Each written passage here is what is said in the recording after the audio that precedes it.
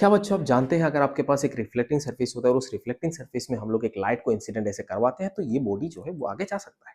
दूसरी बात, अगर वही रिफ्लेक्टिंग सरफेस को हम ऐसे इसमें हवा में फ्लोट करवाना चाहते हैं तो हम इसको लाइट इंसिडेंट करवा देंगे तो फ्लोट हो सकता है। सुनने में तो बहुत अजीब लग रहा होता है लेकिन यह हकीकत है। ठीक है, ये फोटोन का कमाल है और इस चैप्टर में हम लोग फोटोन के बारे में मेनली पढ़ने वाले हैं। Welcome to day 3 of our rescue mission और इसमें हम लोग पढ़ने वाले हैं dual nature of radiation and matters. ये चैप्टर में आपको दो सवाल मिलता है, बिल्कुल सही बात बोल रहा हूं मैं। नीट एग्जाम में दो सवाल आपको रहने वाला है, इसका मतलब 8 नंबर आपके जेब में होने वाला है। सो ये पूरा एंड तक देखिएगा, बड़ा मजा आने वाला है और बहुत ही इजी चैप्टर है, बहुत ज्यादा मैथमेटिक्स का जरूरत नहीं पड़ता है। तो चलिए शुरू करते हैं। तो अभी हम लोग पढ़ने वाले हैं फोटो इलेक्ट्रिक इफेक्ट।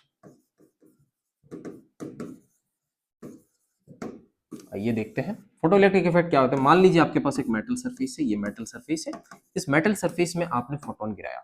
अगर ये फोटोन जो है उसके पास sufficient frequency and sufficient wavelength है तो ये क्या कर सकता है, यहां से इस मेटल सरफेस से इलेक्ट्रॉन को इमिट करवा सकता है। इसी को बोला जाता है इलेक्ट्रॉन इमिशन और फोटो इलेक्ट्रिक इमिशन बोला जाएगा। क्यों फोटो इलेक्ट्रिक इमिशन? बिकॉज यहाँ पे लाइट इस मेटल सरफेस के आपके एंटर कर रहा है, इसमें इंसिडेंट हो रहा है एंड देन इलेक्ट्रॉन यहाँ पे इमिट हो रहे होते हैं। दैट इज वाई इसका नाम होता है फोटो इलेक्ट्रिक इमिशन। ठीक है जी। तो अब यहां पे मैंने sufficient wavelength and sufficient frequency के बारे में बात करा था। सफिशिएंट वेवलेंथ क्या होता है, यहां पे इसको हम लोग लैम्डा नॉट बोलेंगे और सफिशिएंट फ्रीक्वेंसी को हम लोग बोलेंगे म्यू नॉट। सो ये न्यू नॉट हो गया, इसको हम लोग बोलते हैं एक्चुअली थ्रेशोल्ड फ्रीक्वेंसी। सॉरी, यहाँ पे थ्रेशोल्ड वेवलेंथ होने वाला है, थ्रेशोल्ड वेवलेंथ, और इसको हम लोग बोलेंगे थ्रेशोल्ड फ्रीक्वेंसी। ठीक है जी, समझ में आ गया। तो फोटो इलेक्ट्रिक इमिशन क्या होता है उसके बारे में हमने देखा और आगे कहानी हमने समझ लिया। चलिए आगे देखते हैं। नेक्स्ट हमारे पास क्या है, वर्क फंक्शन आता है। What is work function? Work function actually होता है minimum energy, minimum energy of photon, minimum energy of photon for electron emission, for electron emission या फॉर इमिशन ऑफ इलेक्ट्रॉन। इसी चीज को हम लोग बोलते हैं वर्क फंक्शन। सो ये एनर्जी ऑफ फोटोन है। अगर आप एनर्जी ऑफ फोटोन जानते हैं तो आप यह समझ सकते हैं कि यहाँ पे जो एनर्जी ऑफ फोटोन होता है वो हम लोग लिख सकते हैं hc डिवाइडेड बाय लैम्डा या फिर h इंटू न्यू। बट ये जो है वो मिनिमम एनर्जी है, तो इसीलिए यहाँ पे हम लोग इसको ई ना लिख के हम लोग लिखते हैं phi, that means work function. और यहाँ पे लैम्डा की जगह पे लैम्डा नॉट और न्यू की जगह पे न्यू नॉट होने वाला है। सो इसी को बोला जाता है work function. That means minimum इतना एनर्जी एटलीस्ट उस फोटोन के पास होना चाहिए, तब जाके ये क्या कर सकता है, इलेक्ट्रॉन को इमिट कर सकता है, अदरवाइज वो नहीं करेगा। इसी को कैपेबल फोटोन बोलेंगे या फिर हम बोल सकते हैं लायक फोटोन, क्योंकि नालायक होगा तो ये यहां से क्या कर सकता है, यहाँ पे इलेक्ट्रॉन को इमिट नहीं कर सकता। दैट मीन्स आप बोलेंगे कि आपके पास एक मेटल सरफेस था, इस मेटल सरफेस में, हर एक मेटल सरफेस में अलग अलग वर्क फंक्शन होता है, तो इसका भी कुछ अलग अलग वर्क फंक्शन हो रहा है। तो मान लेते हैं इसमें मेटल सरफेस जो है उसका वर्क फंक्शन इतना है, यहाँ पे फोटोन आया, इसके पास कुछ एनर्जी होगा और यहां से वर्क, इतना एनर्जी जो है वो फोटोन का कितना होना चाहिए, ज्यादा होना चाहिए फाई से, तब जाके हम बोलेंगे कि फोटो इलेक्ट्रिक इफेक्ट जो है वो पॉसिबल है, otherwise photo electric effect is not possible. So photo electric effect is possible. अब जरूरी नहीं है कि ये फोटो इलेक्ट्रिक इफेक्ट हो ही जाएगा, पॉसिबल है, होने का चांसेस है, ये एक रैंडम प्रोसेस है। बात समझ में आ रहा है? हाँ जी। अब यहाँ पे हम बोल सकते हैं एनर्जी ऑफ फोटोन जो है वो hc divided by lambda and that is greater than hc divided by lambda naught. hc cut जाएगा, इसका मतलब हम लिख सकते हैं यहाँ पे लैम्डा नॉट का जो वैल्यू है वो ग्रेटर देन लैम्डा हो जाएगा। दैट मीन्स आप बोल सकते हो कि अगर फोटोन के पास थ्रेशोल्ड वेवलेंथ से कम वेवलेंथ होगा तो उस कंडीशन पे हम बोल सकते हैं ये लायक फोटोन है। ठीक है जी। दूसरी बात, यहाँ पे अगर न्यू के टर्म पे अगर मैं इसको लिख दूं तो उस हिसाब से मैं इसे लिख सकता हूं। सो h new is greater than h new not. h cut जाएगा, इसका मतलब आपके पास क्या होना चाहिए, फ्रीक्वेंसी जो है वो थ्रेशोल्ड फ्रीक्वेंसी से ज्यादा होनी चाहिए भाई साहब। अगर थ्रेशोल्ड फ्रीक्वेंसी से ज्यादा होगा तो उस फोटोन के पास, तब जाके हम बोल सकते हैं कि यहाँ पे क्या हो रहा है, फोटो इलेक्ट्रिक इमिशन हो रहा है। बात समझ में आ रहा है क्या? तो वर्क फंक्शन निकालना बहुत इंपॉर्टेंट है, ये आपको जानना है। तो दिस इज द मैक्सिमम, इसको हम लोग बोल सकते हैं मैक्सिमम वेवलेंथ और इसको हम लोग बोल सकते हैं this is the minimum frequency. बात समझ में आ रहा है कि नहीं आ रहा है? एक सेकंड में देख लेता हूं रिकॉर्डिंग हो रही कि नहीं। हाँ जी, ऑल फाइन। ठीक है जी, चलिए आगे बढ़ते हैं। यहाँ पे हम लोग देखते हैं नेक्स्ट। चलो जी, ठीक है, आइए। सो यहाँ पे क्वांटम थ्योरी क्या होता है, क्वांटम थ्योरी के बारे में हम बात करते हैं। क्वांटम थ्योरी जो है वो एनर्जी जो है वो directly proportional to frequency of radiation of light होता है। सो अपन यहाँ पे सिंपल बोल सकते हैं E is directly proportional to frequency of light. ठीक है जी। अब अगर यहाँ पे लिखूं तो यहाँ पे कांस्टेंट आता है, प्लैंक कांस्टेंट जिसको बोला जाएगा, सो ये न्यू नॉट हो गया। इसका वैल्यू हम यहाँ पे पुट कर सकते हैं और इसको चेंज भी कर सकते हैं, ऐसे लिख सकते हैं ये वैल्यू जो है वो hc डिवाइडेड बाई लेमडा हो जाता है। अब अगर मैं बोलूं कि ये h जो है वो होता है प्लैंक कांस्टेंट, प्लैंक्स कांस्टेंट, इसका वैल्यू भी हम जानते हैं, इसका वैल्यू हम लिख देंगे 6.64 इंटू 10 टू द पावर -34 और इसका यूनिट जो होगा वो क्या हो जाएगा, आप ऐसे बोल सकते हैं, इसका इधर से न्यू आ जाएगा, दैट मींस आप बोल सकते हैं जूल सेकंड हो जाएगा भाई साहब। ठीक है जी।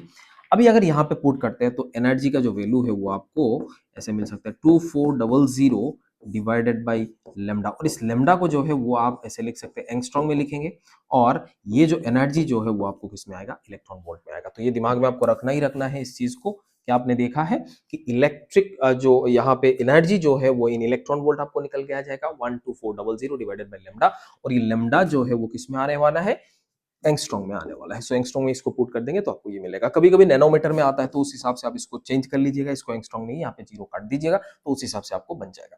तो ये हो गया आपके लिए एनर्जी जो है वो आपने देख लिया हुआ है। ठीक है जी, बात समझ में आ रहा है। प्लैंक कांस्टेंट याद रखिएगा, और प्लैंक कांस्टेंट में जैसे हमने डायमेंशन एनालिसिस पढ़े थे, उस डायमेंशन एनालिसिस में डायमेंशन ऑफ प्लैंक कांस्टेंट भी आपको दिमाग में रखना चाहिए, और इसी को हम लोग बोलते हैं क्या है, क्वांटम थ्योरी। अब क्वांटम थ्योरी से ये भी और भी बहुत सारी चीजें समझ में आता है कि यहाँ पे जो फोटोन होता है वो जो इमिशन ऑफ इलेक्ट्रॉन होता है वो एक रैंडम प्रोसेस होता है, यहाँ पे टाइम लेग नहीं होता है। तो अब यहाँ पे बोल सकते हैं एक ही फोटोन एक ही इलेक्ट्रॉन को क्या कर सकता है, एब्जॉर्ब कर सकता है। ये सारी चीजें होता है, मेनली मोटे तौर पे देखा जाए तो ये हमारे लिए इतना ही है, आपको दिमाग में रखना है। ठीक है जी, आगे बढ़ते हैं, चलिए। सो नेक्स्ट हमारे पास होता है momentum of photon. What is momentum, momentum of photon, यहाँ पे आप लिख सकते हैं, यहाँ पे रिलेटिविस्टिक थ्योरी से हिसाब पे हम लिख सकते हैं इतना प्लस एम सी का स्क्वायर। यहाँ पे हम बोल सकते हैं रेस्ट मास ऑफ फोटोन जो है वो जीरो हो जाता है, तो यहाँ पे जीरो लगा दीजिए। सो यहाँ पे लिख सकते हैं momentum is equal to h E divided by c, और ई का जो वैल्यू होता है वो h C divided by lambda divided by c, c C gets cancelled out, तो एच डिवाइडेड बाई लेमडा ये हो जाता है मोमेंटम किसका, इस फोटोन का। तो ये दिमाग में आपको रखना है कि मोमेंटम जो है वो फोटोन का कितना हो रहा है, ये है। अब बात ये है मोमेंटम जो है वो एक वेक्टर क्वांटिटी है, माइंड इट। बात समझ में आ रहा है क्या? सो मोमेंटम एक वेक्टर क्वांटिटी है, तो आपको यहाँ पे थोड़ा अच्छे से समझना पड़ेगा कि अगर एक सवाल भी है, अगर दो मोमेंटम दो फोटोन है, उन दोनों फोटोन के जो वेवलेंथ होगा वो सेम होगा, क्या मोमेंटम भी सेम होगा? पॉज कीजिए और जल्दी से आंसर बताइए, यस और नो। मैं क्या बोला कि अगर आपके पास दो फोटोन है, इन दोनों फोटोन के पास वेवलेंथ सेम है, क्या मोमेंटम भी दोनों का सेम होना है? जरूर बताना है, इसको पॉज करके कमेंट में बताइएगा, अभी पता चल जाएगा है कि नहीं। चलिए देखते हैं क्या है आंसर, इसको देखते हैं। ठीक है जी, आइए। हाँ, तो इफेक्टिव मास अब यहाँ पे देखेंगे। इफेक्टिव मास क्या होता है, हमने अभी अभी देखा, एनर्जी का जो वैल्यू होता है वो इंटू एम सी स्क्वायर होता है, ये हम जाने हैं, है कि नहीं। यहाँ पे मास तो रेस्ट मास ऑफ फोटोन तो होता है जीरो, बट इफेक्टिव मास जो है वो हम कैलकुलेट कर सकते हैं ई डिवाइडेड बाई सी के स्क्वायर। ठीक है जी। अब यहाँ पे देखिए, इसमें अगर लेके आएंगे H C divided by lambda को, फिर यहाँ पे हो जाएगा सी का square, C C gets cancelled out, so H divided by C into lambda. ये कांस्टेंट हो गया, ये भी कांस्टेंट हो गया, ये तो आपका प्लैंक कांस्टेंट हो गया। दोबारा एक बार लिख लेते हैं, 64 इंटू 10 रेज पावर -34, और ये जो है वो 3 इंटू 10 रेज पावर 8 मीटर पर सेकंड। तो यहां से आप देख सकते हैं m जो है वो इनवर्सली प्रोपोर्शनल टू वेवलेंथ होता है। बात समझ में आ रहा है क्या? So effective mass of photon का वैल्यू यही है। आपको कैलकुलेट करके भी करने भी दे सकता है, तो अभी यहाँ पे कैलकुलेट कर सकते हैं बढ़िया तरीके से। ई दिया हुआ है, सी दिया हुआ है, इसे हम आराम से इसको निकाल सकते हैं, इसमें कोई प्रॉब्लम नहीं है। दूसरी बात यहाँ पे आप देख सकते हो, यहाँ पे जो लेमडा अगर बढ़ जा रहा है तो हम बोल सकते हैं मास जो है वो डिक्रीज हो जाएगा। अगर विव गियर के हिसाब से हम देखते हैं, सो विव गियर में हम लोग ऐसे देखते हैं ना, सबसे इधर जाएंगे तो लेमडा बढ़ेगा भाई साहब, सबसे ज्यादा लेमडा आर का होता है, मीन्स रेड कलर का होता है, सबसे कम होता है इसका। तो यहां से आपको समझ में आ जाएगा कि मास ऑफ वायलेट क्या हो सकता है, is greater then mass of red. बिल्कुल सही समझ में आ रहा है आपको, ये चीज आपके दिमाग में रखना है। तो मास कैलकुलेट करने को कभी कभी दे देता है, तो क्या है, एनर्जी दे दिया, सी स्क्वायर से इसको डिवाइड कर दीजिए, बस आपको क्या मिल गया, आपको आराम से मास मिल जाता है। ठीक है जी, इतना समझ में आ गया। चलिए जी आगे बढ़ते हैं। ठीक है, चलो नेक्स्ट हमारे पास एनर्जी हो गया, पावर हो गया, इंटेंसिटी हो गया, नंबर ऑफ फोटॉन्स, ये सब कुछ हम यहाँ पे पढ़ेंगे। अब बात करते हैं एनर्जी ऑफ फोटोन। अभी अभी हमने देखे हुए, क्वेश्चन भी करेंगे बेटा, टेंशन मत लो, है ना। तो यहाँ पे क्या होगा, एनर्जी का जो वैल्यू है वो एनर्जी का वैल्यू होता है simply hc divided by lambda, या फिर आप लिख सकते हो h इंटू न्यू। बिल्कुल सही बात है, इसमें कोई प्रॉब्लम नहीं। लेकिन ये कितना फोटोन का है, this is for one photon. So कितने फोटोन के लिए, वन फोटोन के लिए। अब जरूरी थोड़ी है अप्लाइड ने पास कराया और एक ही फोटोन निकलेगा, बहुत सारे फोटोन निकलते हैं भाई यहाँ पे, आपको टेंशन बिल्कुल नहीं लेना है। तो अब यहाँ पे बोलेंगे कि वन फोटोन के लिए इतना हो रहा है। सो अगर आपके पास n फोटॉन्स होंगे, n photons, suppose you have n photons, तो उस कंडीशन पे आप बोल सकते हैं कि टोटल एनर्जी यहाँ पे मिल जाएगा capital N into energy of single photon, that means आप बोल सकते हैं hc divided by lambda. So this is the number of photons. But हमें कुछ और चाहिए। अगर मैं यहाँ पे निकालू कि ये तो एनर्जी हो गया बेटा, टोटल एनर्जी है कि नहीं। नेक्स्ट अपन निकालेंगे पावर। सो पावर का मतलब क्या होता है, पावर का मतलब होता है total energy divided by time. So यहाँ पे लाइए capital N divided by T multiplied by hc divided by lambda. So ये जो टर्म मैंने यहाँ पे लिखा हुआ, इस टर्म को कुछ और बोलेंगे जिसका नाम है स्मॉल n। सो अपन यहाँ पे लिखेंगे small n into hc divided by lambda. ये क्या हो रहा है, एनीवे तो यहाँ पे जो स्मॉल n आ रहा है, this is the number of photons. इसको लिखते हैं number of photons emitted per second. आहा, मजा आ गया। यहां पे आपको बहुत बार इसके ऊपर सवाल पूछा गया है कि नंबर ऑफ फोटॉन, आपको नीट जेईई दोनों में पूछता है कि क्या है, नंबर ऑफ फोटॉन्स निकाल लीजिए पार्ट सेकंड में, कितना यहाँ से इंसिडेंट हो रहे होते हैं, ये मिट हो रहे होते हैं, वगैरह वगैरह सारे चीजें आपको यहाँ पे निकाल सकता है, इसमें कोई प्रॉब्लम नहीं है। तो अगर मैं नंबर ऑफ फोटॉन्स यहाँ से निकाल लूँ तो मैं सिंपली लिख सकता हूँ स्मॉल n का वैल्यू जो है होगा वो हो जाएगा P lambda divided by hc। ठीक है जी, ये हो गया आपके लिए फॉर्मूला। अब यहाँ पे फॉर्मूले को याद रखिएगा, या फिर यहाँ पे आरबी बॉक्स में आप डाल दीजिए, रेस्क्यू बॉक्स यहाँ पे हो जाएगा। एक चीज और मैं बताता हूँ, ये बहुत इंपॉर्टेंट पॉइंट होगा। ये हो गया आपके लिए 1/hc का जो वैल्यू होता है वो आप वैल्यू पुट कर दीजिए। h का वैल्यू आप जानते हैं, c का वैल्यू आप जानते हैं, तो पुट कर दीजिए, वो आपका आंसर आ जाएगा 24। ठीक है, बात समझ में आ रहा है। तो यहाँ पे आप लिख सकते हैं नंबर ऑफ फोटॉन्स, जो अगर मैं लिख दूं, so number of photons is equal to P lambda multiplied by 5 into 10⁻24 photons per second. आहा, मजा आ गया सर। अब यहाँ पे ये देखिए, इस चीज को आपने पुट करना है और ये हो गया आपके लिए पावर हो गया, तो आप इसमें सारे के सारे बढ़िया तरीके से पुट करना है, और लेमडा को आपने एसआई यूनिट में पुट करना ही है। बात समझ में आ रहा है, एंगस्ट्रॉम होगा, उसको आप एसआई यूनिट में कन्वर्ट कर दीजिए, फिर यहां से आपको समझ में आ जाएगा। बढ़िया प्यार से ये चीज आपको दिमाग में रखना ही रखना है। ठीक है जी भाई, number of photons per second कितना होगा, 5 into 10⁻24 into 5 into P into lambda. कहानी समझ में आ रहा है, हाँ जी। लेकिन हमारे पास एक चीज और बचा रह गया, जिसको हम लोग इंटेंसिटी बोल रहे होते हैं। What is intensity, intensity is equal to power divided by area. So power का वैल्यू क्या हो रहा है, यहाँ पे देखिए, पावर का वैल्यू आपने यहाँ पे देखा हुआ, ये पूरा पावर हो रहा है। So N divided by A, और इसी को हम लोग बोलते हैं H C divided by lambda. ये हो गया number of photons per unit time per unit area, इसको बोलते हैं फोटॉन फ्लक्स। क्या बोलेंगे भाई इसको, फोटॉन फ्लक्स। तो आप दिमाग में इसको रख सकते हैं कि इंटेंसिटी का जो वैल्यू आ रहा है वो P डिवाइडेड बाई ए होगा, और उसमें small n divided by A into H C divided by lambda. बात यहीं पे खत्म नहीं होता है, और भी कहानी है, लेकिन इस स्लाइड में जो भी चीजें हैं वो वेरी मच इंपॉर्टेंट है, आप दिमाग में रखिएगा। नीट बोलो जेई बोलो, दोनों में ये कहानी आपको बनने को है। ठीक है जी, नेक्स्ट आगे बढ़ते हैं। चलिए देखिए, यहाँ पे क्वेश्चन है जो अभी थोड़ी देर पहले मैंने बोला था। इस क्वेश्चन में two photons are having same momentum, they have same wavelength. क्या दोनों का वेवलेंथ सेम है? तो उस कंडीशन पे आप देख सकते हैं इनका वेव फोटोन जो है, उनका फोटोन जो मोमेंटम होगा, सो मोमेंटम का वैल्यू हम लोग जानते हैं hc डिवाइडेड बाय लैम्डा। इनका मोमेंटम सेम है फोटोन का, तो वेवलेंथ भी सेम ही होगा। लेकिन अगर उल्टा कहानी देखेंगे, वेवलेंथ सेम है, क्या मोमेंटम सेम है? क्या मोमेंटम सेम है? बिल्कुल नहीं, क्योंकि ये जो है वो वेक्टर क्वांटिटी है भाई साहब, वेक्टर क्वांटिटी है। सो वेक्टर क्वांटिटी के हिसाब से कहानी आपको बनने वाला ठीक है जी, बात ये समझ में आ रहा है क्या? वेक्टर क्वांटिटी के हिसाब से कहानी बनेगा और कुछ नहीं। ठीक है जी, समझ में। अब यहाँ पे इसमें आप देखिए, इसका जो आंसर होगा इसमें हो जाएगा यस, बट इस केस में अगर लेमडा सेम है, क्या मोमेंटम सेम है, देखेंगे आप नो। क्यों? क्योंकि ये वेक्टर क्वांटिटी है। बिल्कुल समझ में आता है। हाँ जी, बढ़ते आगे, चलिए और क्या करेंगे। नेक्स्ट हमारे पास एक क्वेश्चन है, इसको अपन देखते हैं। Special kind of light bulb emits monochromatic light of wavelength, इसको 700 नैनोमीटर दिया हुआ है। Electrical energy supply to it at rate of 60 वाट।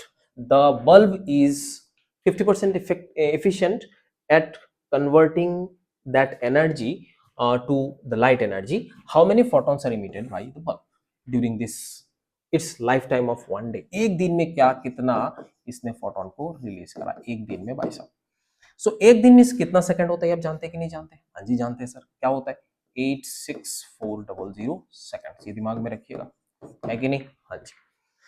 सो तो एक दिन में इतना बड़ा होता है, तो आप क्यों बोलते हो एक एक सेकंड बहुत इंपॉर्टेंट है?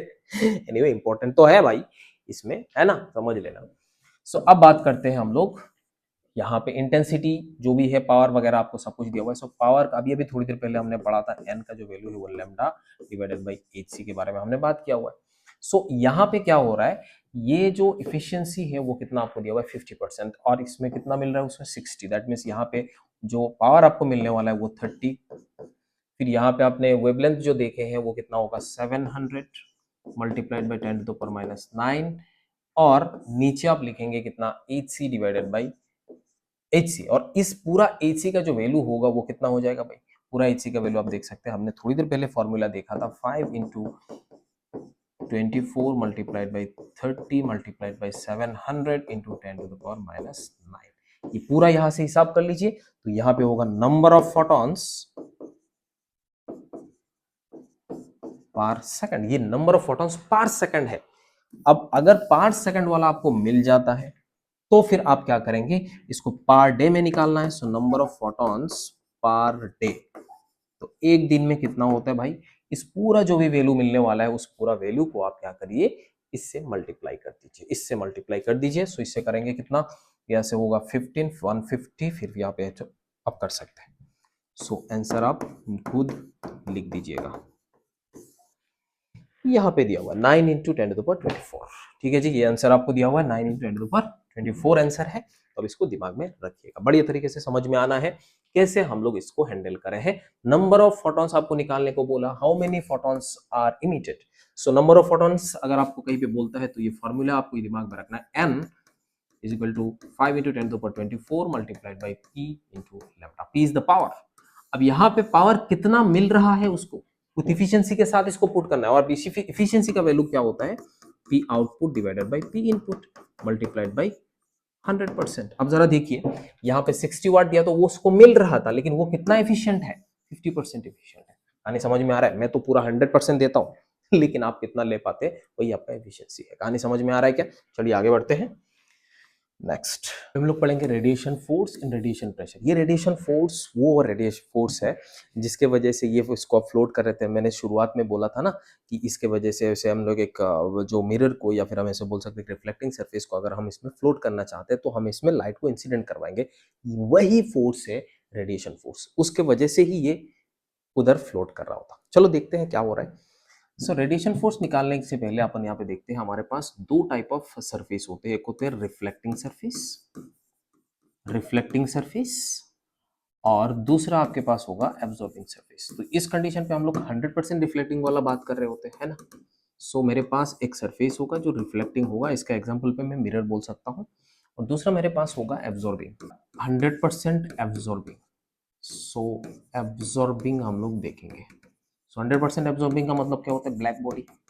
अगर आपके पास ऐसे एक बॉडी है जो ब्लैक बॉडी है, तो यहाँ पे जाके इसमें रे से इंसिडेंट हुआ, ये वापस आता है क्या? नहीं आता है भाई।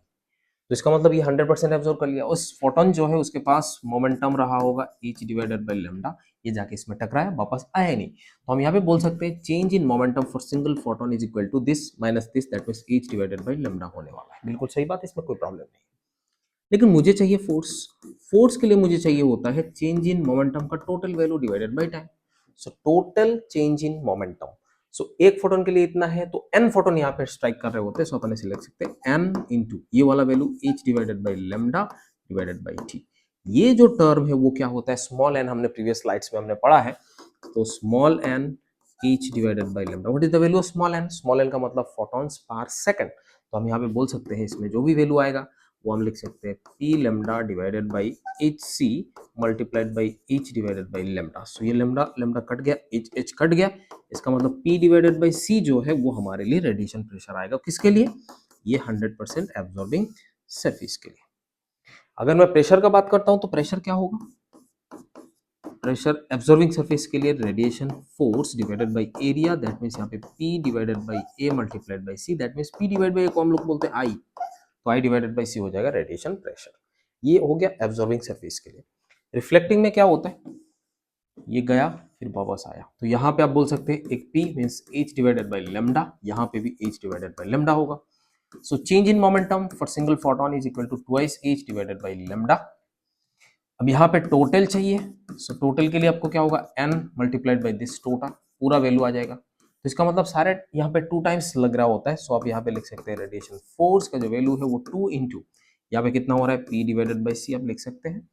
अगर रेडिएशन प्रेशर का बात करें for reflecting surface 2I divided by C हो जाएगा। तो कभी कभी इस P को हम लोग I इंटू ए भी लिख सकते हैं, कोई प्रॉब्लम नहीं होता है। सो यहाँ पे लिख सकते हैं 2IA divided by C, simple है, इसको लिख दीजिए 2IA डिवाइडेड बाई C। ठीक है जी, ये दिमाग में आपको रखना है।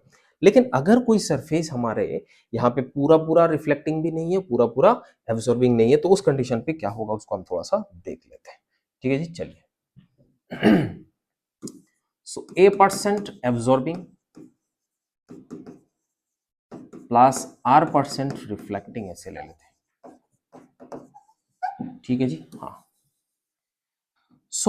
अगर हमें रेडिएशन फोर्स निकालना है तो एब्जॉर्बिंग कितना परसेंट, A% है, तो A divided by 100 multiplied by जो एब्जॉर्बिंग के लिए फोर्स था वही लिखिए। बात समझ में आ रहा है क्या बोला? हाँ जी। रिफ्लेक्टिंग में भी वही कहानी, इसका भी वैल्यू वही है, बट उसके लिए जो फोर्स था वही आपको यहाँ पे लिखना है। रिफ्लेक्टिंग के लिए फोर्स ट्वाइस P था, इसके लिए तो ये हो जाएगा आपको रेडिएशन फोर्स, और रेडिएशन प्रेशर का जो वैल्यू वही है, radiation force divided by area. बस ये हो गया आपके लिए आंसर। ठीक है जी, बात समझ में आ रहा है? अब इसको अपन सुनते हैं कि सपोज मैंने अभी थोड़ी देर पहले जो शुरुआत किया था उस वीडियो को, तो मैंने बोला यहाँ पे एक थिन रिफ्लेक्टिंग सरफेस हो गया, यहाँ पे आपने लाइट रे को स्ट्राइक कराए, ऐसे इंसिडेंट कराए, और यहाँ से लाइट इसके ऊपर गया, और फिर आप बोल सकते हैं ये जो रिफ्लेक्टिंग सरफेस है यहाँ पे ये बैलेंस्ड है, तो बताओ जरा इसका पावर का वैल्यू क्या रहा होगा। सवाल ऐसे रहता है, तो अपन क्या करेंगे, देखिए इसका मास आपको गिवन है m, तो अगर मैं बात करूं कि ये ऐसे है तो इस कंडीशन पे आप लिख सकते हैं mg, बिल्कुल सही बात, सॉरी उल्टा कर दिया पूरा। ऊपर में क्या लगेगा, ये रेडिएशन फोर्स की वजह से जो भी फोर्स आएगा, और इसके लिए आपको m इंटू जी नीचे की तरफ लगने वाला है।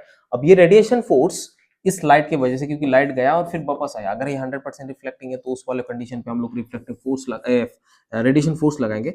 सो F R is equal to m into g. अब एफ आर का जो वैल्यू होगा वो कितना होगा, obviously 2p divided by c, और यहाँ पे आपके लिए mg हो जाएगा। तो बस यहाँ से आपने सवाल कर लिया। तो ये है कहानी। बात समझ में आ रहा है कि नहीं आ रहा है? शुरुआत में मैंने यही इसीलिए बोला था कि थिन के लिए कैसे होता है, ऐसे होता है। बात समझ में आया क्या? हाँ जी, अजीब है लेकिन है तो सही। लाइट इसको पकड़ के रख दिया भाई साहब। ठीक है जी, बढ़ते आगे, क्या कहानी है। हाँ जी, चलिए एक सवाल है आपके पास। इस सवाल क्या कह रहा है, बोल रहा है कि एक इंसिडेंट, इसका इंटेंसिटी इतना दिया हुआ है, वेवलेंथ आपको दिया हुआ है 600 नैनोमीटर। ये incident normally on the surface, calculate force on 3 metre square area assuming, ये वाला। ठीक है जी, तो एज्यूमिंग क्या करेंगे हम लोग, सबसे पहले ले लेते हैं 100% एब्जॉर्बिंग, उसके बाद ले लेते हैं 100% रिफ्लेक्टिंग, और उसके बाद हम ले लेते हैं कि 70% एब्जॉर्बिंग और 30% जो है वो मैं ले लेता हूं रिफ्लेक्टिंग। तो ये जो सवाल है आप कर सकते हैं, ये होमवर्क डाल देते हैं। ये सॉल्व करने के बाद आप टेलीग्राम पे जाके इसका आंसर बताइएगा। बात समझ में आ रहा है? या फिर कम्युनिटी पोस्ट में या टेलीग्राम पे किसी भी एक में मैं डाल दूंगा, उसको आप जरूर इसका आंसर बताइएगा, है कि नहीं? आंसर बताना है आपको, सॉल्व करना है, देन आंसर बताना है। ठीक है जी, पक्का समझ में आ गया? हाँ जी, बढ़ते आगे। चलिए जी, ओके। सो नेक्स्ट होता है experimental explanation of photo electric effect. तो एक्सपेरिमेंटल में तब सबसे पहले एक्सपेरिमेंट करना होता है, तो हमारे पास मेटल सरफेस होते हैं, तो हमने क्या करना होता है, सबसे पहले अपन कोई बैटरी नहीं लगा रहे, विदाउट बैटरी काम कर रहे हैं। सो जब विदाउट बैटरी काम करेंगे तो हमारे पास ऐसे ही एक ऐसे ग्लास ट्यूब है, यहाँ पे एक सरफेस हो गया, ये दूसरे सरफेस हो गया, इसको हम लोग कैथोड बोलते हैं, इसको कैथोड बोलते हैं और इसको एनोड बोलते हैं जी। यहाँ पे हमने कोई बैटरी कनेक्ट नहीं करा, तो ऐसे कराएं, इसके ऊपर आकर लाइट गिरा, यहाँ से जो इलेक्ट्रॉन है वो इमिट होके इस वाले पार्ट में गया, देन इस तरफ करते हुए ये आ रहे होते हैं। तो जगह इस तरफ आएंगे तो करंट जो होगा वो इस तरफ जाएगा। अब बात यहाँ पे, इस करंट का नाम होता है फोटो करंट। क्या करंट होता है बेटा? Photo current. क्यों इसका नाम फोटो करंट है? बिकॉज यहाँ पे फोटो इलेक्ट्रिक इफेक्ट हो रहा है, मीन्स फोटोन आके गिर रहा है, इलेक्ट्रॉन इमिट हो रहा है और उस इलेक्ट्रॉन के फ्लो के वजह से करंट आ रहा है, दैट इज इसको फोटो करंट हम कहते हैं। भाई समझ में आ रहा है? हाँ जी। तो इस कंडीशन पे एट V इक्वल टू 0, हमने बैटरी लगाया ही नहीं, at V equal to 0 there is some I को हम लोग IP बोलेंगे या फिर सिंपल I ले लेते हैं कि नहीं, नॉट इक्वल टू 0 हम लिखेंगे, इसको ऐसे करते हैं I ऐसे लिखते हैं, I equal to I, simple है कि नहीं इनिशियल कंडीशन पे। नेक्स्ट अगर मैं बोलूं विथ बैटरी, बैटरी के साथ हो तो उस कंडीशन पे क्या होगा, हमारे पास अगेन दो प्लेट होंगे, तो यहाँ पे फोटोन इसके ऊपर आके गिर रहा होगा और यहाँ पे आपने इस बैटरी को कनेक्ट किया, और ये जो बैटरी है वो जो वेरिएबल है उसको अपन एडजस्ट कर सकते हैं, रियोस्टेट हमारे पास होता है। तो ये हुआ क्या, ऐसे टाइप का हम इसको पाइप ऐसे बना लेते हैं, ठीक है जी। हाँ, तो अब इलेक्ट्रॉन जो है वो इधर से मूव करना चालू करा, जितना मैं V बढ़ाऊंगा उतना ज्यादा इलेक्ट्रॉन स्पीड में जाएगा। क्यों?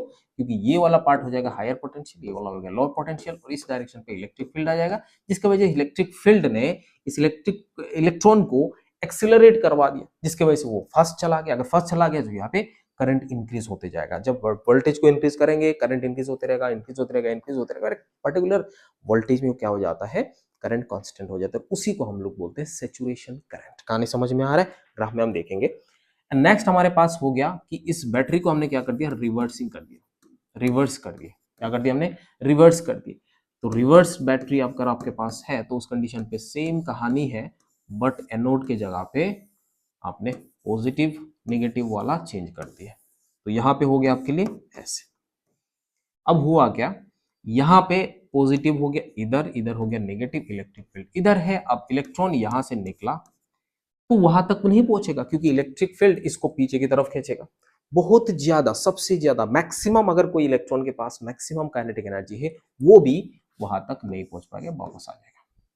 तो उस पॉइंट पे जो पोटेंशियल यहाँ पे लग रहा होता है, उस पोटेंशियल का नाम होता है stopping potential. That means potential, ये रिवर्स पोटेंशियल, रिवर्स बैटरी का जो पोटेंशियल डिफरेंस हो रहा है, वो पोटेंशियल डिफरेंस जिसके वजह से मैक्सिमम काइनेटिक एनर्जी वाला इलेक्ट्रॉन भी रुक जाता है। बात समझ में आ रहा है? उसी वोल्टेज को हम लोग बोलते हैं स्टॉपिंग पोटेंशियल। नाम से समझ में आ गया, स्टॉपिंग पोटेंशियल भाई साहब। क्या है? स्टॉपिंग पोटेंशियल, दैट इज इसका नाम V से डिनोट किया जाता है, ठीक है। अगर अपन ग्राफ बनाए, इधर ग्राफ ड्रॉ करते हैं, ये हो गया करंट का, ये हो गया आपके लिए V का। इनिशियल कंडीशन पे यहाँ पे देखिए V का वैल्यू 0, करंट का वैल्यू कुछ ना कुछ बचता है, सो हमने यहाँ पे 0 लगा दिया। तो इस 0 के करस्पॉन्डिंग यहाँ पे कुछ ना कुछ है। अब हुआ क्या, इसके बाद आपने V को बढ़ाए, सो V बढ़ा और एक जगह पे जाके ये रेस्ट में हो गया, मतलब सेचुरेशन। इस करंट का नाम है सेचुरेटेड करंट या सेचुरेशन करंट, ठीक है जी। हाँ, उसके बाद आपने बैटरी को रिवर्स करें और फिर V को इंक्रीज करते गए, इंक्रीज करते गए, इंक्रीज करते गए, और एक पर्टिकुलर पोटेंशियल पे ये स्टॉप हो गया। अगर ये स्टॉप हो जाता है तो उस कंडीशन पे हम बोलेंगे इसको स्टॉपिंग पोटेंशियल, देन इसी को हम लोग बोलते हैं stopping potential, that is V not.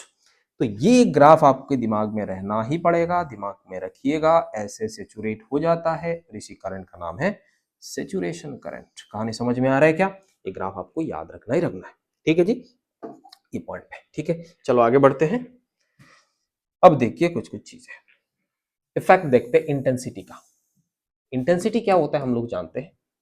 सो हमारे पास फोटोन, जो सिंगल फोटोन है उसका एनर्जी होता है hc डिवाइडेड बाई लैम्डा। तो इंटेंसिटी बढ़ाना है तो अपन क्या कर सकते हैं, फोटोन को बढ़ा दो। इंटेंसिटी बढ़ाना है तो क्या कर लीजिए आप, फोटोन को बढ़ा दीजिए। सो नंबर ऑफ फोटोन बढ़ जाता है, दैट मीन्स आप यहाँ पे लिख सकते हैं I इंक्रीज हो रहा है, means I directly proportional to number of photons. अगर नंबर ऑफ फोटॉन्स यहाँ पे है तो नंबर ऑफ फोटॉन्स पे directly proportional to number of electrons होते हैं। तो ये आप बोल सकते हैं number of electron is directly proportional to number of photons, लिख देते हैं। एंड फोटॉन्स जो है वो इंटेंसिटी पे डिपेंड करता है, दैट मीन्स आप इंटेंसिटी बढ़ा देंगे तो इलेक्ट्रॉन भी बढ़ जाएगा। अगर इलेक्ट्रॉन बढ़ जाएंगे तो इलेक्ट्रॉन का फ्लो बढ़ जाएगा, फ्लो बढ़ जाएगा तो करंट बढ़ जाएगा। कहानी समझ में आ रहा है भाई साहब? हाँ, तो इसका मतलब ये ग्राफ बदलने वाला है। तो यहां से शुरू हो रहा है, ये इंटेंसिटी है, मान लो यहाँ पे इंटेंसिटी, एंड देन ऐसे गया। इंटेंसिटी तुमने बढ़ाया जिसके वजह से यहाँ पे क्या हुआ, ऐसे ग्राफ था। इंटेंसिटी बढ़ाया, आपने फ्रीक्वेंसी नहीं बढ़ाया, आपने फ्रीक्वेंसी को सेम रखा, सारे कुछ सेम है। तो फ्रीक्वेंसी अगर सेम रह जाएगा तो उस कंडीशन पे आप बोल सकते हैं यहाँ पे काइनेटिक एनर्जी का वैल्यू भी उतना ही रहेगा। इसका मतलब स्टॉपिंग पोटेंशियल का वैल्यू उतना है। तो हम यहाँ पे बोल सकते हैं कि ये थोड़ा सा ऐसे जाएगा, ऐसे जाने वाला है, फिर ये और इंक्रीज करेंगे तो ये ऐसे जाने वाला है। सो यहाँ पे हम लिख सकते हैं, यहाँ पे I1, यहाँ पे हम लिख सकते हैं I2, यहाँ पे लिख सकते हैं I3। दैट मीन्स यहाँ पे हो जाएगा I3 is greater than I2 is greater than I1। और ये जो है ये सेचुरेटेड करंट हो गया, ये सेचुरेशन करंट I3 हो जाएंगे, यहाँ पे हो जाएगा आपको I2 और यहाँ पे हो जाएगा आपको I1। तो ये स्मॉल आई से अपन फोटो करंट लिख रहे हैं और कैपिटल आई से हम लोग इंटेंसिटी लिख रहे हैं। ये सारे के सारे क्या है, इंटेंसिटी है। भाई साहब समझ में आ रहा है कि नहीं आ रहा है? तो इंटेंसिटी यहाँ पे आप बढ़ाएंगे तो फोटो करंट बढ़ जाएगा, बट पोटेंशियल, स्टॉपिंग पोटेंशियल बिल्कुल नहीं बढ़ रहा है। तो लिख सकते हैं intensity increases implies photo current increases, intensity increases, ये जो पोटेंशियल, स्टॉपिंग पोटेंशियल कांस्टेंट रहेगा, इसको आप चेंज नहीं कर सकते। दैट मीन्स इंटेंसिटी के ऊपर काइनेटिक एनर्जी डिपेंड नहीं करता है। So kinetic energy is independent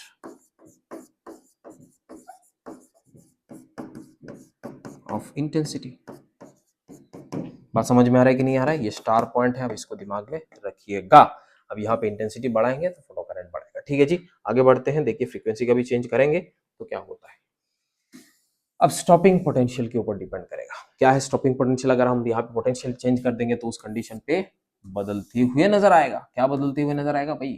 इसका मतलब यही पोटेंशियल इधर से पॉजिटिव हो गया, फिर ऐसे हो गया, इधर पॉजिटिव है इधर नेगेटिव है, ये कहानी हो गया। पोटेंशियल बढ़ाएंगे घटाएंगे तो उस हिसाब से कहानी बनने वाला है। ठीक है जी। हाँ, अब यहाँ पे क्या होगा, यहाँ पे वी नॉट हो गया तो हम यहाँ पे लिख सकते हैं E V naught is equal to maximum kinetic energy. So maximum kinetic energy वाला जो भी है वो इसमें स्टॉपिंग पोटेंशियल में कन्वर्ट हो जाता है। ये दिमाग में रखना, कभी स्टॉपिंग पोटेंशियल का वैल्यू हो जाए तो काइनेटिक एनर्जी डिवाइडेड बाय ई कर देना है कि नहीं। काइनेटिक एनर्जी का वैल्यू आपको कभी कभी दिया हुआ रहता है 3 इलेक्ट्रॉन वोल्ट, तो यहाँ से ई डिवाइड कर दो तो सिंपल स्टॉपिंग पोटेंशियल का वैल्यू कितना हो जाएगा, 3 वोल्ट हो जाएगा। उसमें सॉल्व करने का जरूरत ही नहीं है, सीधा इसको ई हटा दो। ठीक है जी। अब हाँ, यहाँ पे एक बात अब बताना जरा, 1 इलेक्ट्रॉन वोल्ट का मतलब कितना जूल होता है? ये बहुत लोग गड़बड़ा जाते हैं, है कि नहीं भाई? यस, ये कैसे आया? इलेक्ट्रॉन वोल्ट, इलेक्ट्रॉन का चार्ज ही लिखना है यहाँ पे। बात समझ में आ रहा है? किसका चार्ज लिखना है? इलेक्ट्रॉन का चार्ज ही लिखना है, बस और कुछ नहीं। आप ये दिमाग में रखिएगा, इस चीज को आपने देख लिया। नेक्स्ट अपन फ्रीक्वेंसी का वेरिएशन को देखते हैं। सो अगर फ्रीक्वेंसी को मैं चेंज कर दूं, फ्रीक्वेंसी को मैं चेंज कर दूं तो क्या चेंज हो सकता है? फ्रीक्वेंसी को चेंज करते ही काइनेटिक एनर्जी का वैल्यू चेंज हो जाता है।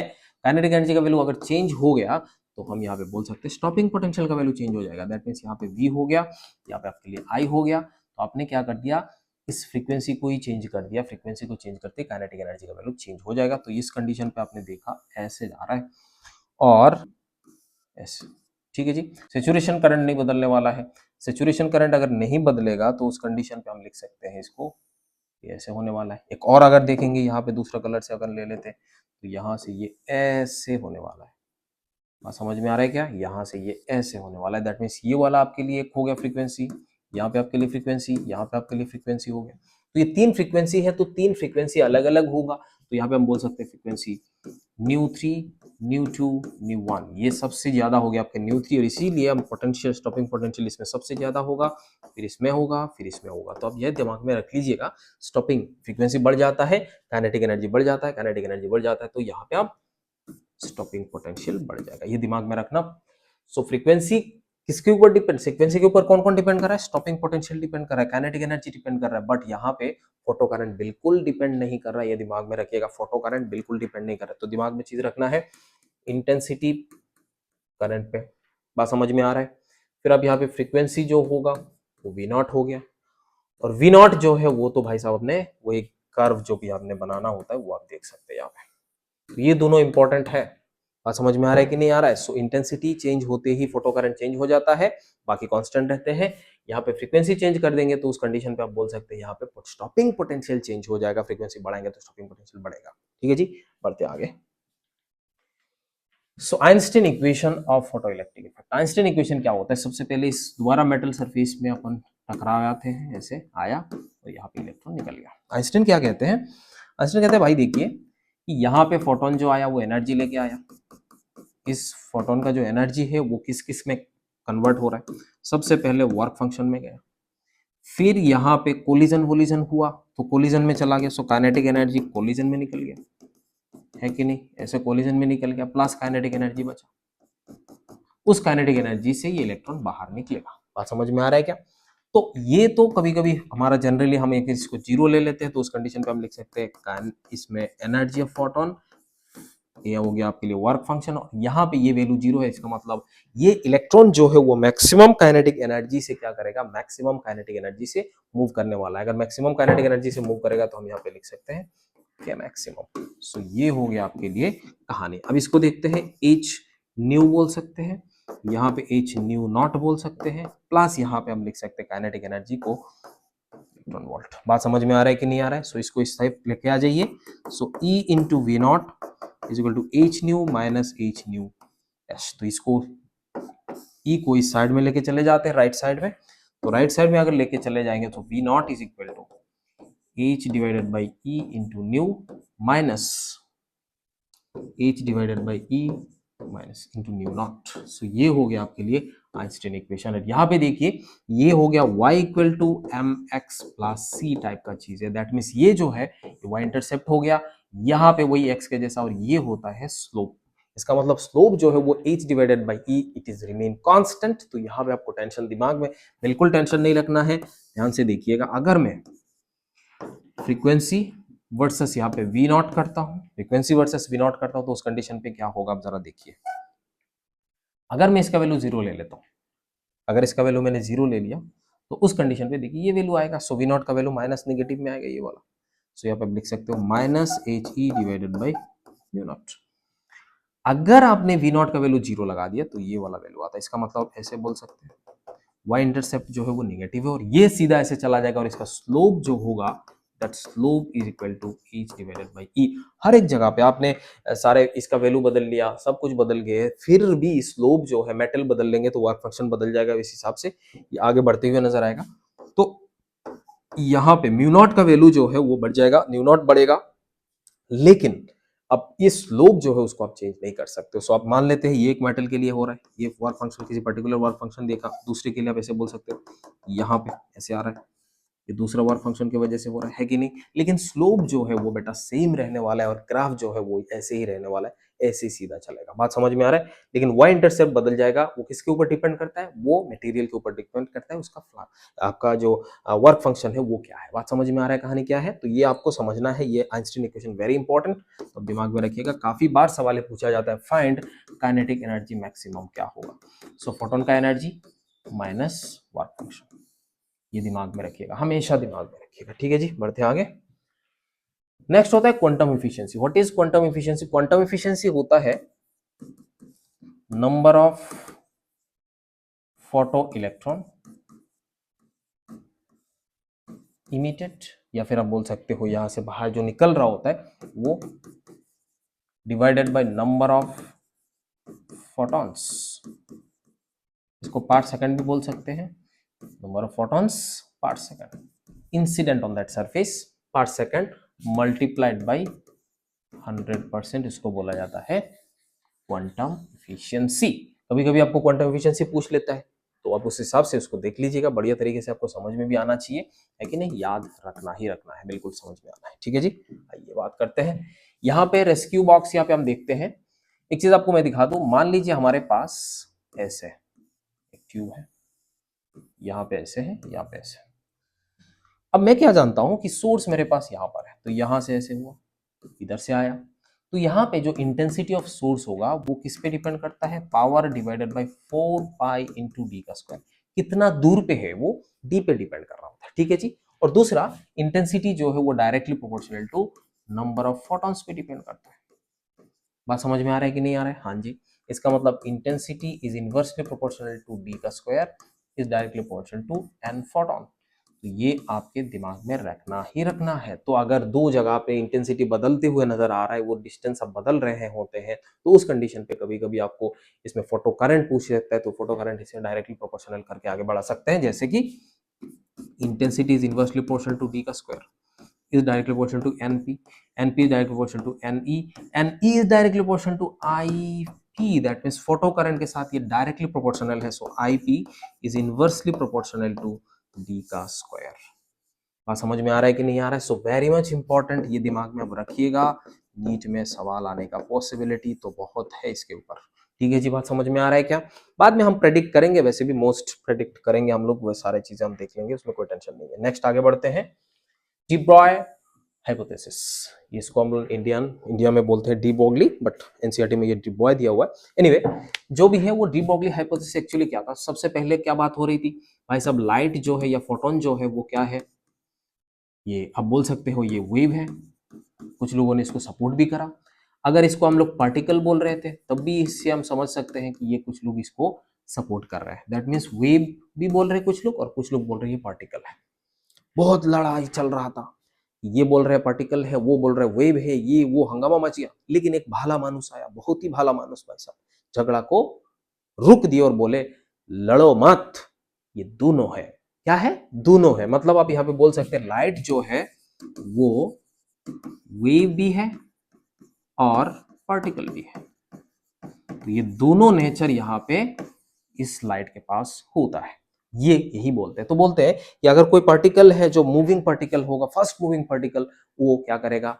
ये रेडिएट करता है एनर्जी को, ये फोटोन को रेडिएट करता है, या फिर इस हिसाब से वो बोलते हैं। दूसरा बोलते हैं कि अगर वेव भी होगा तभी वो एक पार्टिकल नेचर पे बिहेव करता है। और उसके बाद उन्होंने क्या कर दिया, एक इक्वेशन ऐसे दे दिए, so P equal to H divided by lambda, और इस लैम्डा को अपन बोल रहे हैं D Broglie wavelength.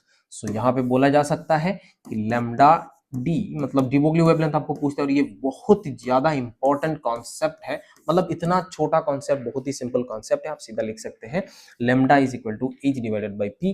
P is nothing but momentum. So ये हम लिख सकते हैं, ये हो गया आपके लिए मोमेंटम, और ये तो आप जानते ही है। तो यहाँ पे ध्यान से देखिए उन्होंने क्यों बोला ऐसा, क्योंकि इस साइड में देखिए पार्टिकल नेचर शो कर रहा है, और उस साइड में ये वेव नेचर, वेव है इसका मतलब वेवलेंथ है इसके पास, और यहाँ पे जो है मोमेंटम जो पार्टिकल के जनरली होता है। सो मूविंग पार्टिकल, जो fast moving particle, slow moving particle में ये काम नहीं चलेगा। स्लो मूविंग पार्टिकल में ये वेवलेंथ नहीं आता है, मींस एनर्जी रेडिएट नहीं करता है, वही समझते हैं। तो ये आपको दिमाग में रखना है कि अगर पार्टिकल वेव नेचर शो कर रहा है, तो वेव को भी पार्टिकल नेचर शो करना पड़ेगा। हाइपोथेसिस है इनका, और यही कहानी है, और इसी से हमें बहुत सारे चीजें समझना पड़ता है, सीखना पड़ता है। तो यहाँ से अगर हम लोग मोमेंटम देख लेते हो, तो उस कंडीशन पे हमने इसको भी लिखना चाहते हैं, ऐसे लिख सकते हैं, क्या बोल रहे हैं हमें, ऐसे ही लिख सकते हैं कि de Broglie wavelength is equal to H divided by under root this. ये रिलेशन हमने देखा था मोमेंटम एंड काइनेटिक एनर्जी के बीच में। बहुत सारी चीजें और भी देखना है, चलिए देखते हैं।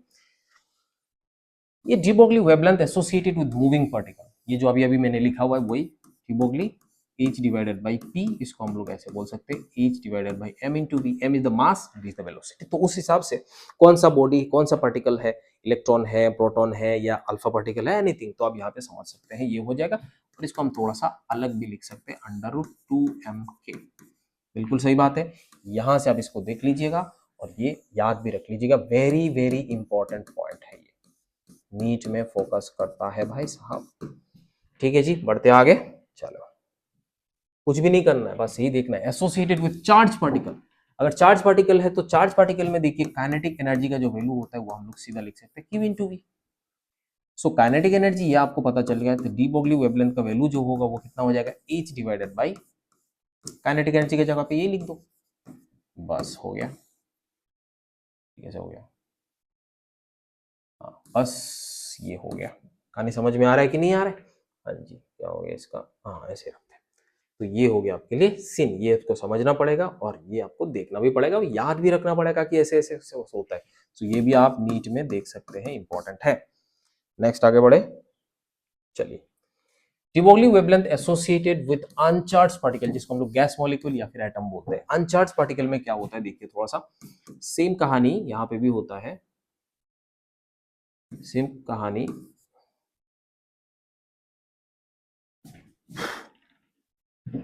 मच्छर घुस आ जाता है, देखो भाई साहब, उसको भी पढ़ना है ना, वो भी फिजिक्स पढ़ना चाहता है, समझ रहे कहानी, मच्छर को भी फिजिक्स पढ़ना है। तू लोग क्या कर रहे हो भाई, इधर मच्छर बैठ गया देखो, जिसकी वजह से मैं लिख नहीं पा रहा, ऐसे ऐसे कर रहा हूँ मैं, है कि नहीं, परेशान कर दिया मेरे को तो।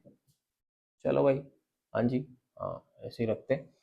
सो क्या बोल रहा था मैं, हाँ जी, ये एसोसिएटेड, ये अनचार्ज पार्टिकल जो है, जैसे गैस मॉलिक्यूल होगा तो इसमें आप कैसे लिखेंगे, H divided by under root m into K. अब काइनेटिक एनर्जी, अनचार्ज पार्टिकल का काइनेटिक एनर्जी का वैल्यू हम क्या होता है यार, ये सब समझते हैं कि नहीं समझते, बाई 3k इंटू टी, ये समझते हैं ना, इसको इधर डालिए, क्या लिखे सर, बोल्ट्जमैन कांस्टेंट, ये टेम्परेचर है 2/3, तो इसको डालिए इधर,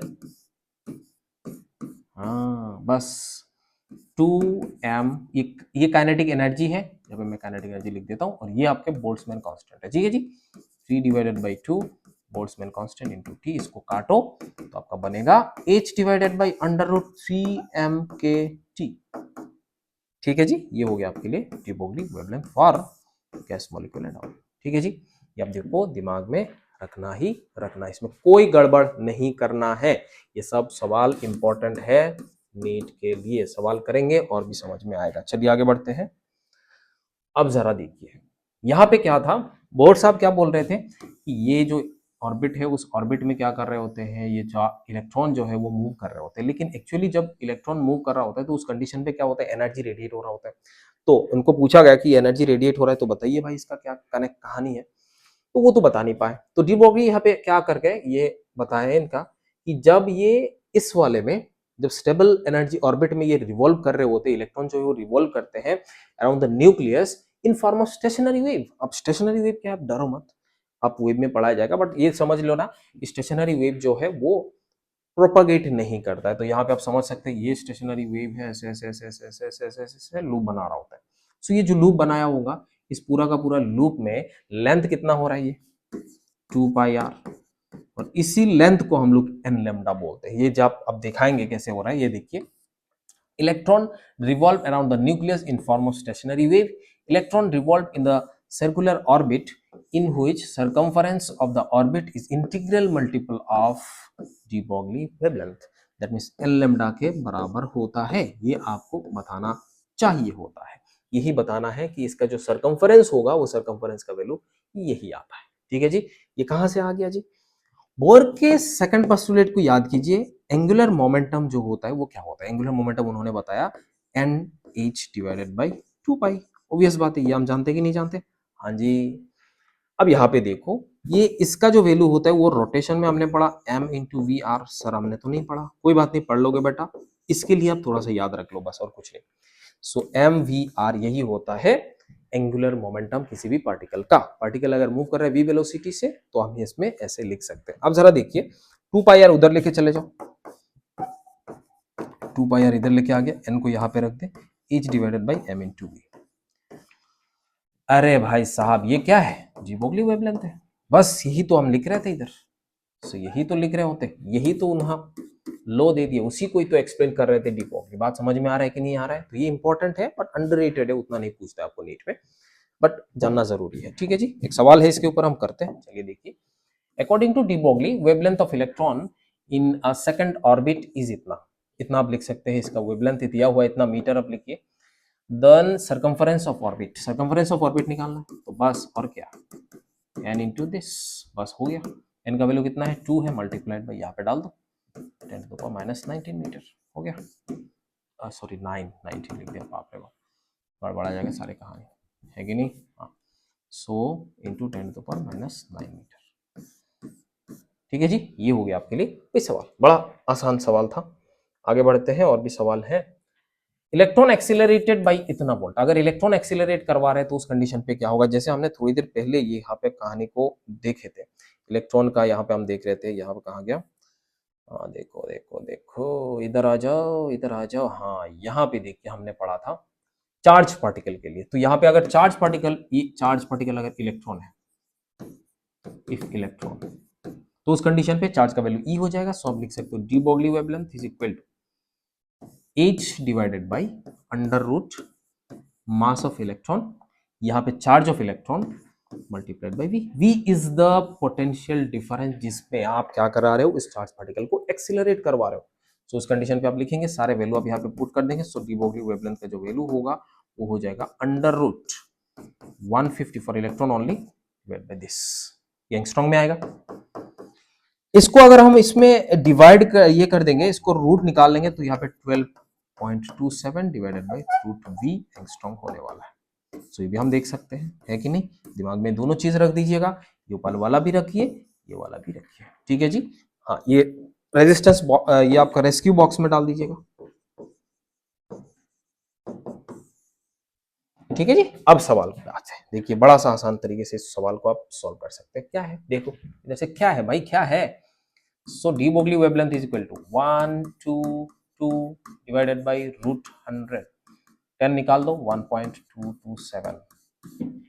बात समझ में आ रहा है कि नहीं आ रहा है भाई साहब? किसी एग्जाम में आया हुआ तो फिर समझ रहे कहानी क्या हो रहा है। इतना एंगस्ट्रॉम आप लिख सकते हैं, कोई प्रॉब्लम नहीं है, बड़ा आसानी से हमने इसको सॉल्व कर लिया। देन आप देखिए ये वाला इंपॉर्टेंट पॉइंट होता है the ratio of de Broglie wavelength of electron proton, electron to proton, electron and proton के बीच का हमें वेवलेंथ निकालना है। कहानी क्या क्या है, सेम मोमेंटम, अगर सेम मोमेंटम बोला तो इसका रेशियो क्या होगा। सेम मोमेंटम में क्या होता है, देखिए de Broglie wavelength is inversely proportional to momentum, लिख सकते हैं। सो इनवर्सली प्रोपोर्शनल टू अगर मोमेंटम होता है तो उस कंडीशन पे ये दोनों सेम होंगे, तो हम लिख सकते हैं 1:1। सिंपल बात है, 1:1, इसमें कोई प्रॉब्लम ही नहीं है। ये फर्स्ट सवाल हो गया। दूसरा सवाल में क्या बोला, काइनेटिक एनर्जी सेम है। क्या हो रहा है, काइनेटिक एनर्जी सेम हो रहा है। सो काइनेटिक एनर्जी का सेम हो रहा है यहाँ पे h divided by under root 2m kinetic energy. ये कांस्टेंट, ये कांस्टेंट, ये कांस्टेंट, तो इसका मतलब आप लिख सकते हो is inversely proportional to mass.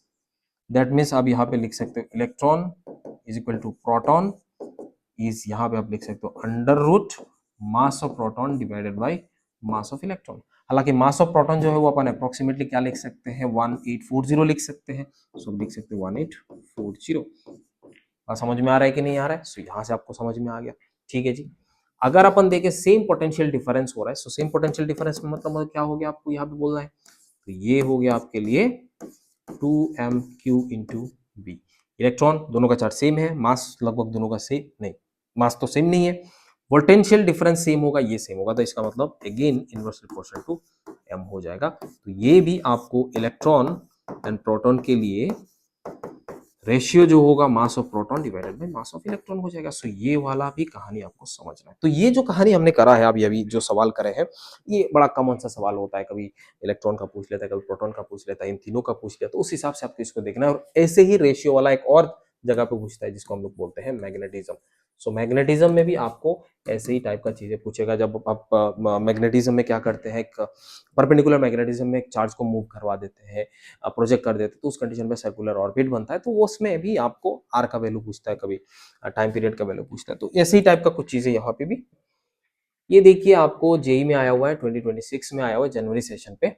Number of photons जो हमने करा था पहले ही, number of photons of equal energy emitted per second by इतना milliwatt laser source operating at इतना, ये आपको दिया हुआ है कितना, इतना नैनोमीटर आपको दिया हुआ है। सो इसमें हम लोग लेमडा का वैल्यू हो रहा है 663 इंटू 10⁻⁹ मीटर। फिर आप वहां पे देख सकते हैं इसका जो भी है ये क्या दिया हुआ है, नंबर ऑफ फोटॉन्स इतना, वो पावर का वैल्यू दिया हुआ है 6 इंटू 10⁻³ वाट। फिर आपको एच का वैल्यू दिया हुआ है, इसका वैल्यू, सबका वैल्यू दिया हुआ है। तो हम वैसे भी जानते हैं, इन दोनों को मल्टीप्लाई कर दीजिए, इन दोनों को मल्टीप्लाई कर दीजिए। हम लोग जानते हैं नंबर ऑफ फोटॉन पर सेकंड का value P lambda multiplied by P into 10⁵ into 10⁻²4। ठीक है जी, इतना हमें समझ में आता है। इन दोनों को मल्टीप्लाई कर दीजिए, अब कैंसिल हो जाएगा। बात समझ में आ रहा है क्या?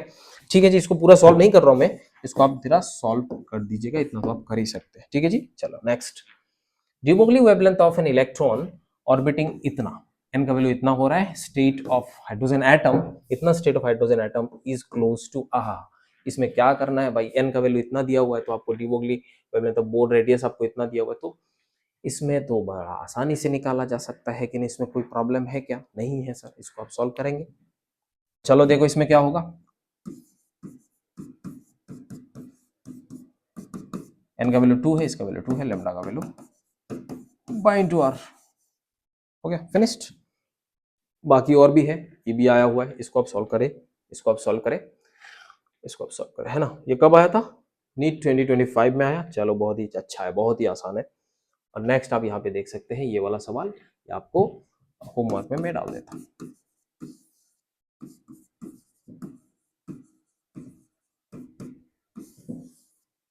कमेंट जरूर करना, ठीक है जी। हाँ, ओके। सो नेक्स्ट हमारे यहाँ पे क्या आ रहा है, ये वाला देख रहे हैं आप, इस स्लाइड को देख लीजिए एक बार थोड़ी देर के लिए।